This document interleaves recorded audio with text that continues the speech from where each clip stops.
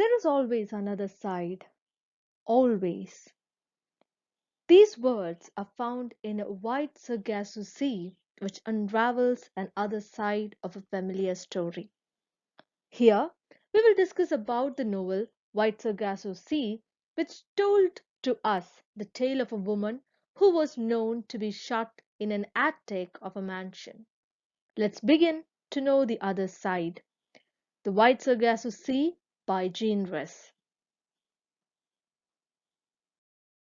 Wide Sargasso Sea was penned by Jean Rhys. The author herself was a victim of class distinctions and racial discrimination, and she channeled those experiences into this novel. It was published in 1966 and was inspired from Charlotte Bronte's Jane Eyre. It is in first person narrative, but it has three narrators. The novel is split into three parts, and the first part is narrated by Antoinette, the second part by the unnamed narrator, whom the reader identifies to be Rochester, and the last part by Grace Poole. Both the present and past tense is utilized in the novel. The setting of the novel also keeps altering. It moves from the lush, tropical, natural world of the Caribbean to the bleak, great house in England. The first part of the novel is set in Jamaica at an estate called Calibri.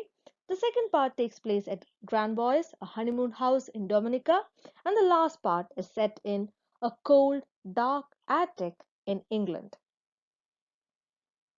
Next, let's look into the significance of the title. The Sargasso Sea is an often windless area in the northern Atlantic Ocean where ships are said to be entangled in masses of seaweed. The title, therefore, functions as a metaphor and refers to the characters who feel that they are entangled in their living scenario. The situation in the story is so grim and remains dry throughout the narration with no room for any solace or humor, and their context is marked by differences in heritage, culture, and the country of their origin. Every character is different and they can be viewed as ships entangled in a mass of seaweed. Thus, it can be said that the title gives us an insight into the hardships endured by people in that hybrid milieu. Before we get to know the characters and story of Wide Sargasso Sea, we need to be aware of Jane Eyre. To begin with, in Bronte's novel, all we find is a mad woman in the attic known as Bertha Mason. She is an unspeaking Creole who is described as a terrifying person with no dignity and is villainous in nature. She was a contrast to the character of Jane Eyre and Rochester. In White Sargasso Sea, we find this contrasting, and that is between Rochester and Antoinette, who was named as Bertha by him. In Jane Eyre, Rochester is portrayed as the victim. He was poor because he did not inherit from his family, as he was the youngest son and often felt unwanted. He goes to Jamaica, and upon his arrival, he is tricked into marrying Antoinette Causeway by both his family and the Mason family. Mr. Mason was Antoinette's stepfather, and Richard Mason was her stepbrother. Rochester agrees to marry Antoinette for monetary benefits alone.